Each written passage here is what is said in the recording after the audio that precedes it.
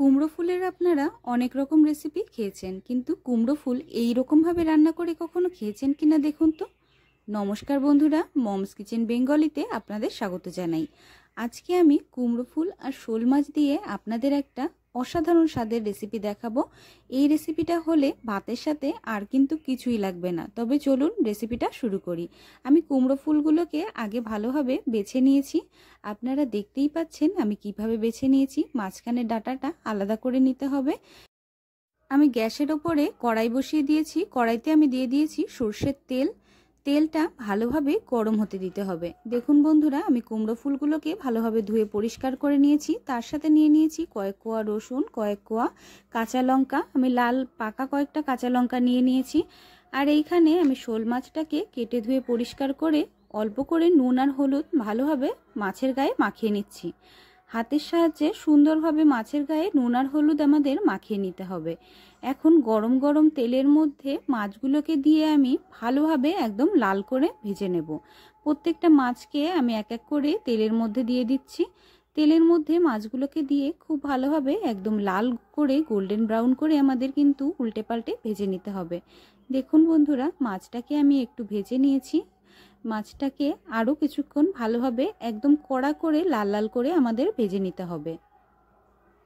মাছটাকে আমি ভালোভাবে লাল করে ভেজে নিয়েছি। এখন মাছটাকে আমি একটা পাত্রে তুলে নিচ্ছি। বন্ধুরা, আপনারা যদি আমার চ্যানেলে নতুন হয়ে থাকেন অবশ্যই চ্যানেলটিকে সাবস্ক্রাইব করে বেল আইকন দাবিয়ে রাখবেন। এখন কড়াইতে থাকা একই তেলের মধ্যে আমি দিয়ে দিচ্ছি কালো জিরে ফোড়ন। কালো জিরেটা তেলের মধ্যে ভালোভাবে যখন ফুটে উঠবে তখন দিয়ে দেব আমাদের কুমড়ো ফুলগুলো দেওয়ার পরে আমি দিয়ে দিচ্ছি রসুন। আমি এখানে গোটা রসুন দিয়ে দিয়েছি। আর দিয়ে দেব কাঁচা লঙ্কা।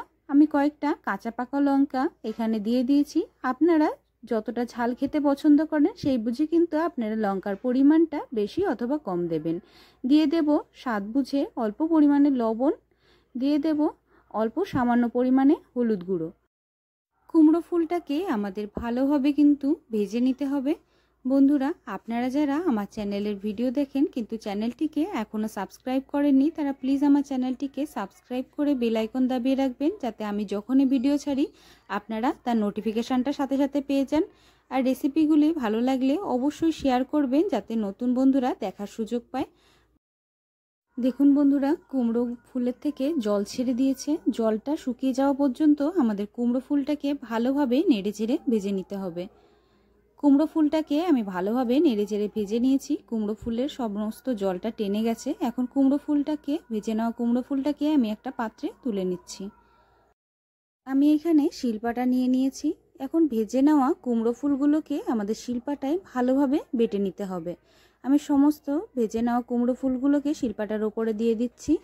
আর আমরা যেই শোল মাছটাকে ভেজে নিয়েছিলাম সেই শোল মাছটা থেকে আমি কাঁটাটাকে ছাড়িয়ে নিচ্ছি। কাঁটাগুলোকে ছাড়িয়ে শুধু শোল মাছ ভাজাটাকে আমাদের নিতে হবে। দেখুন বন্ধুরা, ঠিক এই রকমভাবে আমাদের মাছটাকে ছাড়িয়ে নিতে হবে। মাছের কাঁটাগুলো মুখে যাতে না বাঁধে তার জন্য আমি ছাড়িয়ে নিচ্ছি। আপনারাও ঠিক এই রকমভাবে মাছটাকে ছাড়িয়ে নেবেন। শিলপাটায় আমি কুমড়ো ফুলটাকে সুন্দরভাবে একদম মিহি করে বেটে নেব। বন্ধুরা, এই রকমভাবে কুমড়ো ফুল আর শোল মাছের এই ভর্তাটা যদি আপনারা তৈরি করেন, ভর্তাটা খেতে কিন্তু দুর্দান্ত স্বাদের হয়। এই রকমভাবে আপনারা অবশ্যই ভর্তা তৈরি করে খেয়ে দেখবেন। কুমড়ো ফুলটাকে আমি ভালোভাবে বেটে নিয়েছি। এখন আমি দিয়ে দিচ্ছি 1 চামচ পরিমাণে কালো সর্ষে। আর দিয়ে দেব ভেজে রাখা শোল মাছটা, যেটা আমরা কাটা ছাড়িয়ে নিয়েছিলাম। এখন খুব ভালোভাবে একদম মিহি করে শিলপাটায় আমাদের মাছটাকে আর কুমড়ো ফুলটাকে বেটে নিতে হবে। বন্ধুরা, এই ভর্তাটা হলে একদম এক থালা ভাত নিমেষেই খেয়ে নেওয়া যাবে। অবশ্যই আপনারা এই ভর্তাটা বাড়িতে তৈরি করে খেয়ে দেখবেন, খুবই টেস্টি হয়। খুব ভালোভাবে মিহি করে আমি ভর্তাটাকে বেটে নিয়েছি। দেখুন, আর বন্ধুরা, এই ভর্তাটা শিলপাটাতে তৈরি করলেই সবথেকে বেশি টেস্ট হয়। আপনারা অবশ্যই শিলপাটায় তৈরি করার চেষ্টা করবেন। ফুল আর শোল মাছের ভর্তাটা আমার তৈরি হয়ে গেছে। এখন আমি এই ভর্তার মধ্যে দিয়ে দিচ্ছি সামান্য পরিমাণে চিনি। আপনারা যদি চিনিটা না খেতে চান, চিনিটা আপনারা নাও দিতে পারেন। চিনিটাকে দেওয়ার পরে আরেকবার আমি আলতো হাতে ভালোভাবে বেটে নেব।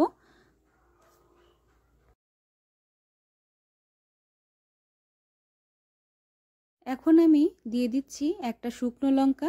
একটা গোটা শুকনো লঙ্কাকে আমি আগের থেকে ভেজে রেখেছিলাম, সেই গোটা ভাজা শুকনো লঙ্কাটাকে এখন ভেঙে আমি ভর্তার মধ্যে ভালোভাবে হাতের সাহায্যে মাখিয়ে দিচ্ছি। বন্ধুরা, কুমড়ো ফুল আর শোল মাছের এই লোভনীয় রেসিপিটা আপনারা অবশ্যই বাড়িতে একবার তৈরি করে খেয়ে দেখবেন। আমার রেসিপি ভালো লাগলে আমার চ্যানেলটিকে অবশ্যই সাবস্ক্রাইব করে বেল আইকন দাবিয়ে রাখবেন এমন রেসিপি আরও দেখার জন্য। আপনারা সবাই খুব ভালো থাকবেন, সুস্থ থাকবেন। দেখা হবে পরের ভিডিওতে নতুন রেসিপি নিয়ে। রেসিপিটা প্রথম থেকে শেষ পর্যন্ত দেখার জন্য আপনাদের অনেক অনেক ধন্যবাদ।